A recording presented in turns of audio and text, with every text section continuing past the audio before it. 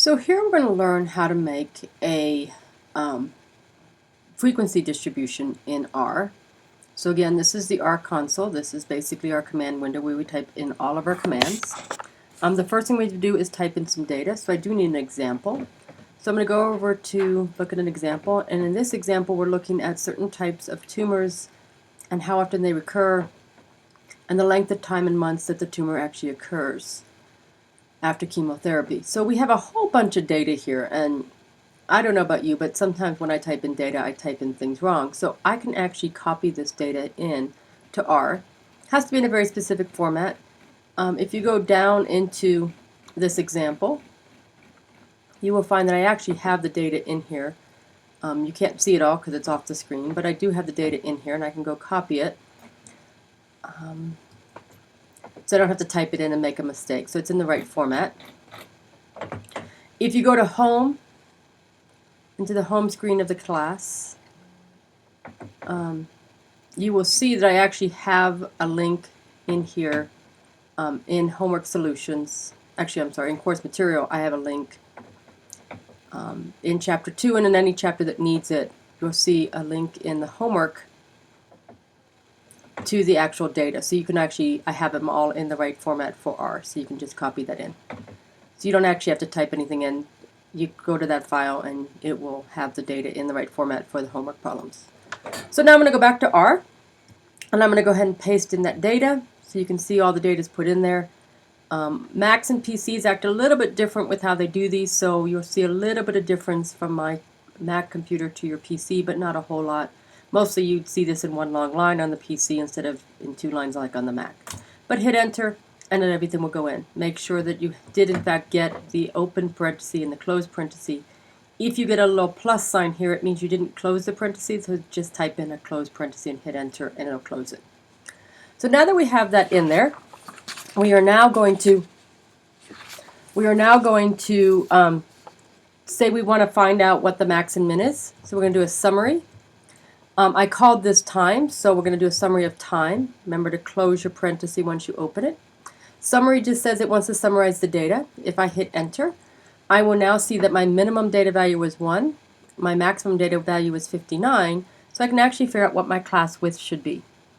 So I can actually calculate that on here. I can say that I want to find out what is 59 divided minus 1 divided by how many classes I want to have. Let's say I want to have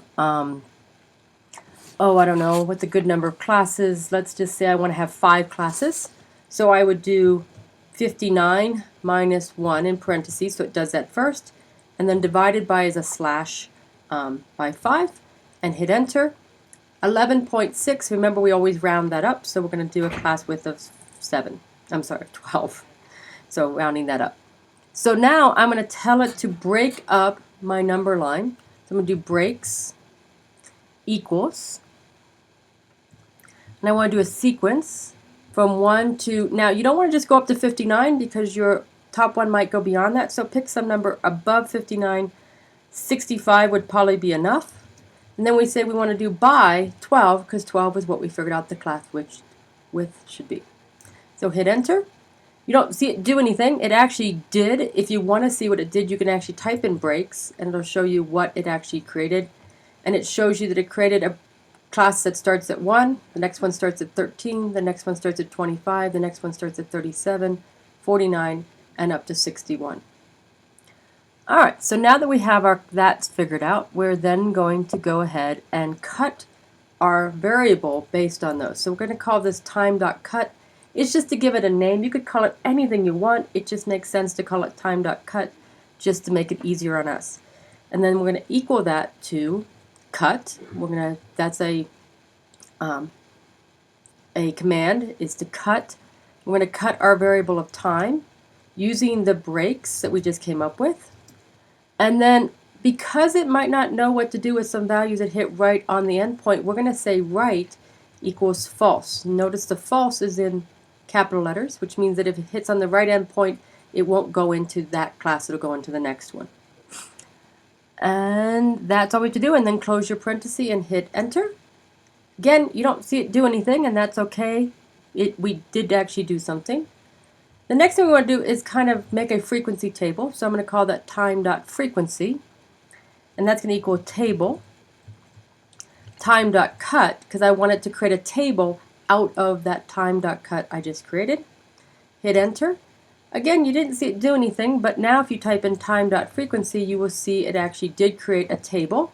It tells you that we go from 1 to 13, and there's 6 data values there. 13 to 25 has 10, 25 to 37 has 5, 37 to 49 has 13, and 49 to 61 has 8 data values. So these numbers down here are your frequencies, and these are your classes. Notice that it's an open on the right hand side, and that's because we said the false of that. So now you just make a nice table out of that, and you're good. And that's all you have to do to create a frequency distribution in R. Again, you will now create the table somewhere else, in Word or something, just to make a pretty table out of it.